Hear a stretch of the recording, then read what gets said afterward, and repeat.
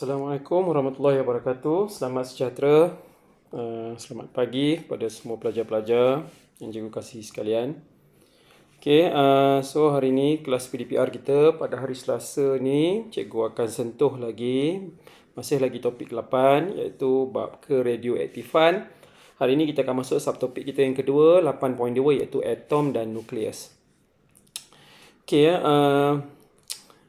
pagi tadi cikgu dah lihat view YouTube cikgu lah. Berapa orang yang dah tengok video? Hanya ada 4 orang sahaja. Sehingga saat cikgu melihat view video cikgu, hanya ada 4 orang sahaja yang dah pun melihat kepada PDPR yang cikgu jalankan semalam. Dan ada lagi, kelas ni tak ramai so ada lagi 9 orang yang tak lihat lah, lebih daripada 70% yang masih lagi tidak melihat. Dan dah tentulah bila belum melihat, dah tentu tidak buat latihan yang cikgu berikan. Okay, so 4 orang itu terima kasih banyak-banyak Cikgu tahu ada yang masukkan kehadiran walaupun dia tidak melihat video yang cikgu tunjuk, tapi itu kejujuran lah. Cikgu akan tahu nanti bila cikgu buat exam nanti, cikgu akan tahulah yang mana yang mengikuti kelas dan yang mana tidak mengikuti kelas. Hasil dia kita akan tengok nanti Okay, hari ni cikgu tak nak panjang video kita, pendek saja sebab bab ni pendek saja, atom dan juga nukleus. Kita akan sentuh tentang atom dan juga nukleus. Atom ini setiap daripada benda hidup, apa saja, bukan benda hidup saja, benda hidup, benda bukan hidup, mesti ada atom. Dia bermula dengan atom. Bermula dengan atom. Atom ini adalah zarah yang terkecil sekali yang terdapat di dalam ataupun di muka bumi kita ni. Dia atom. Setiap benda bermula dengan atom. Dan juga nukleus ini dia berada di dalam atoms. Okay? So itu basically lah awak perlu tahu. Apa saja yang awak pegang, apa saja yang berada di sekitar awak, semuanya bermula dengan atom. Atom ni bertambah jadi berjuta-juta atom membentuklah bahan itu ataupun objek itu, benda itu Okay, so bermula dengan atom lah. Okay, ini dia cerita pasal sejarah atom. Cikgu go through je lah Atom berasal perkataan atomos, maksud tidak boleh dibahagi. Maksudnya atom ni dia tak boleh awak nak belah dia. Atom ni bentuk dia bentuk sfera So awak nak pergi belah dia, awak nak pergi bakar dia, nak jadikan bentuk dia belepek dah tak boleh. Sebabnya dia tidak boleh dibahagi. Kita tak boleh pecahkan dia John Dalton yang memperkenalkan suatu teori tentang struktur atom. Teori Dalton ni, zarah terkecil dan tidak boleh dibahagi. Itu Dalton punya teori awal lah. Dia memperkenalkan atom adalah sejenis zarah yang terkecil dan tidak boleh dibahagi lagi. Lepas tu perkembangan atom perkembangan semakin ramai orang menjumpai apa yang ada dalam atom tu. Last kali tak silap cikgu, Rutherford ke nama dia lah, nama orang tu 19 something lah. Dia jumpa komplit punyalah bentuk atom yang sebenar, iaitu atom berbentuk sfera. Di dalamnya terdapat nukleus, di dalam nukleus terdapatnya proton yang bercas positif, dan di dalam nukleus juga terdapat juga neutron neutron yang tiada cas ataupun dia neutral. Dan juga di sekeliling dia macam ada petala kita panggil dia. Kita anggap nukleus ni macam matahari yang dikelilingi oleh planet-planet. Planet di luar ni, 1, 2 ni, itu kita panggil sebagai, dalam tu terdapatnya elektron. So elektron berada dalam petala. Elektron ni dia bercas negatif. Okay, so ada 3 subatom ni kita panggil sebagai subatom zarah yang lebih kecil di dalam atom, iaitu subatom. Proton, neutron dalam nukleus, elektron berada pada petala. Cikgu cerita semua dah. Okay, kat sini so kita tengok struktur atom yang secara 3D dia lukis di sini. Di dalam di tengah-tengah ni dipanggil nukleus lah. Nukleus, zarah neutral yang tidak bercas dipanggil neutron, yang warna biru tu dia tunjuk. Yang warna merah tu zarah yang bercas positif ataupun kita panggil sebagai proton. Dan di luar tu awak nampak dia macam berada di dalam suatu lingkaran tu yang kita panggil sebagai petala, ialah zarah yang bercas negatif, iaitu elektron. Okay, so proton dan neutron dia berada di dalam nukleus. Okay. Alright. Atom ni, atom dia boleh ataupun dia cenderung, cenderung ni maksud tendensi dia untuk menderma dia punya proton, dia punya elektron. Dia nak menderma dia punya elektron bagi dia membentuk, derma elektron membentuk ion, kita panggil sebagai ion yang bercas positif atau bercas negatif. Pembentukan ion. Bagaimana dia buat tu? Dalam nukleus ada proton dan juga elektron. Okay? Bagi atom yang neutral maksudnya atom yang neutral, bilangan proton dan elektron dia adalah sama. Contoh, kalau cikgu ada natrium, bilangan proton dia adalah 11. Proton 11.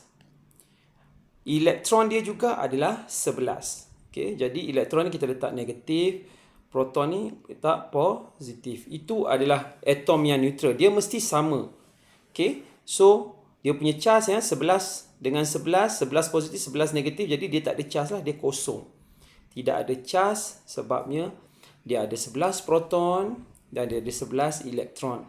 11 positif, 11 negatif. So kosong charge. Sebab itu dia atom yang neutral.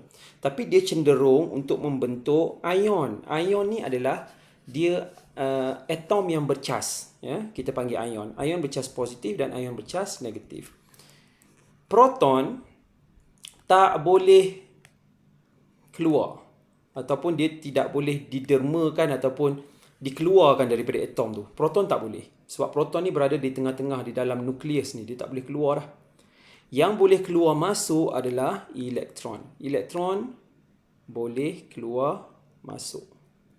Elektron ni akan membentuk ion bercas positif atau ion bercas negatif. Bagaimana dia buat? Nanti kita tengok.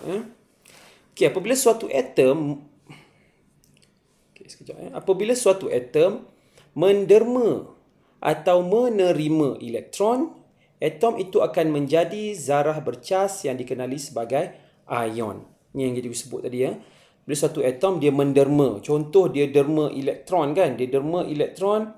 Elektron tadi natrium ada 11. Sekarang dia derma elektron. Elektron tu dia derma satu. Dia derma pada siapa? Dia derma lah pada suatu lagi atom yang lain lah.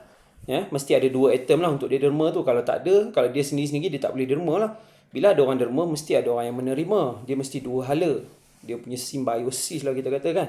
Kalau dia satu-satu, dia takkan jadilah ion positif atau ion negatif. Okay. Bila dia derma elektron, jadi elektron dia dah tinggal 10. Okay, sekarang ni dalam kita punya atom tadi, proton ada 11 kekal. Elektron dah tinggal 10. Positif ada 11, negatif ada 10. Jadi sekarang ini, ion kita, atoms kita, dia bercas lebih satu positif. Sebabnya negatif charge ada 10, positif charge ada 11. Jadi dia bercas positif 1. Inilah yang kita panggil sebagai ion positif. Okay. Dan yang lagi satu pula, yang tadi dah derma 1, yang terima tu pula, contoh yang terima tu ada 23 proton, 23 elektron. So dia terima 1 elektron, dia jadi 24 elektron kan. Jadi negatif ada 24, positif ada 23. Jadi dia ada lebih negatif 1. Jadi dia bercas negatif. Okay. So itu contoh dia lah. Okay, kita tengok pembentukan ion natrium. Okay, atom natrium. Ni atom natrium pada asal dia. Neutron ada 12. Neutron kita ingat dia tak ada charge. Charge dia zero ataupun kita kata charge dia neutral lah. Zero charge. Proton pula bilangan ada 11. So dia ada charge dia positif 11. Elektron pula bercharge bilangan 11. So negatif 11 juga. Jadi charge awal dia pada atom natrium ialah kosong. Okey. Jadi apa dia buat? Dia buang satu elektron. Ya, kebanyakan logam, ini awak tak perlu tahu lagi lah, tapi cukup awak tahu kebanyakan daripada logam dia memang biasa menderma elektron. Bukan logam akan terima elektron. Natrium adalah logam. Dia cenderung menderma elektron. Okey, bila dia buang satu elektron, jadi tadi cikgu dah tunjukkan. Neutron masih sama, proton masih sama sebab cikgu cakap dua ni dalam nukleus. So dia tak boleh keluar. Ya, yang keluar masuk hanyalah elektron sahaja. So sekarang ni elektron dah buang satu, tinggallah negatif 10. Jadi proton ada lebih satu, so dia bercas positif 1. Bila dia bercas positif 1 bermaksud dia ialah ion positif. Yang dikenali juga dengan nama cation, ya. Dengan nama cation. Cation ialah singkatan untuk scientific name lah. Kita panggil sebagai ion positif. Bila cikgu sebut cation, awak dalam kepala awak itu adalah ion yang bercas positif. Okay. Atom yang menderma elektron membentuk ion positif atau cation. Okay, ini pula adalah pembentukan ion klorida. Klorida ataupun klorin dia adalah atom klorin ialah bukan logam. Macam cikgu cakap tadi lah, bukan logam, dia cenderung terima elektron. Okay, dia terima elektron. So, neutron dia ada 18. Ya. Ni awak jangan risau, dia bagilah dalam soalan dia akan bagi. Ya. Proton ada 17. So, charge kosong, neutron neutral. Proton 17 jadi charge dia positif 17. Elektron dia pun sama. Ya. Untuk atom, kalau ingat dengan keadaan atom, proton dengan elektron mesti sama. Sebab dia dalam keadaan neutral. Dia tidak ada charge pada awal. Okay, so negatif 17. So, kosonglah charge. Tolak positif 17, tolak 17 jadi kosong. Kemudian dia terima satu elektron daripada natrium yang dah derma tadi, dia terima satu elektron. So elektron dia sekarang dah jadi negatif 18. Okay. So charge pada ion klorida kita dia dah lebih satu elektron. So dia bercharge negatif 1. So dia adalah ion negatif yang dipanggil dengan nama anion, ya. Kena ingat tadi cation, ion bercharge positif, anion, ion bercharge negatif. Okay. So the mark sini, atom yang menerima elektron membentuk ion negatif. Okay. Itu sahaja yang awak perlu tahu, ya, tentang atom dan juga nukleus. Okay, sangat simple silibus awak untuk form 3 ni. Awak hanya perlu tahu tentang apakah itu atoms dan juga bagaimanakah pembentukan ion bercharge positif dan ion bercharge negatif. Okay,